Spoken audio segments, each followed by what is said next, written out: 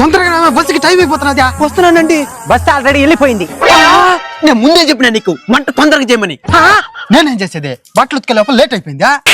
ఆశ్చర్యపోబాక, మా ఇంట్లో జాబ్ చేసేది మా భార్య. ఒకరికొకరు కలిసి పని చేసుకుంటాం. ఆదర్శ దంపతులు అన్నమాట. ఇంటికి ఎక్కడికి పోతున్నారు? వైకుంఠం. వైకుంఠమా? ఆశ్చర్యపోబాక. తిరుమల వైకుంఠ ద్వార దర్శనానికి పోతున్నాం. టోకన్లు దొరికినాయా? దొరికినాయి. డిసెంబర్ 31వ తేదీ. అదృష్టవంతులు. నీకు దొరకలేదా? లేదు. ఈ 30-31 తేదీ భక్తుల రద్దీ ఎక్కువ ఉంటుందని టోకన్ ఉండే వాళ్ళదా అలో చేస్తారంట. అయితే ఈ వైకుంఠ ఏకాదశి గుడికి పోవా? ఎందుకు పోనా? ముందే తిరుపతి పోయేసే శ్రీనివాస మంగాపురం, అలివేలు మంగాపురం, అప్పలాయకుంట, గుడిమల్లం ఇవన్నీ దర్శించుకునేసే 2వ తేదీకంతా తిరుమలకి వెళ్ళిపోనా? మనం కూడా ఈ 3 రోజులు రద్దీగా ఉంటది. 2వ తేదీ పైన పోదామా? మన టాకులు దొరికినాయి కదా, మనం ఎందుకు మళ్ళీ పోయేదే? అవును కదా, మర్చిపోయినా. పదా, 2వ బస్సు కూడా వెళ్ళిపోతుంది. ఇంకా నేను అడిగినానని చెప్పండి. సరే సరే. మిత్రులందరికీ చిన్న సమాచారం.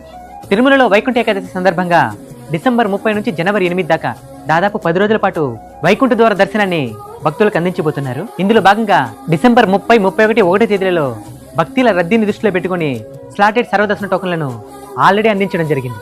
ఈ 3 రోజులలో ఈ టోకన్లు ఉన్నవారిని మాత్రమే దర్శనానికి అనుమతిస్తున్నారు. ఇక ఎలాంటి టికెట్లు టోకన్లు లేని వారికి కూడా జనవరి 2 నుంచి 8 తేదీ వరకు శ్రీవారి వైకుంఠ ద్వార దర్శనాన్ని కల్పించబోతున్నారు. కాబట్టి ఈ ఇన్ఫర్మేషన్ ని మీ ఫ్రెండ్స్ అండ్ ఫ్యామిలీ మెంబర్స్ అందరికి షేర్ చేసి వెంకన్న భక్తులకు అలానే టీటీడీ మరియు పోలీసు సిబ్బందికి సహకరించండి.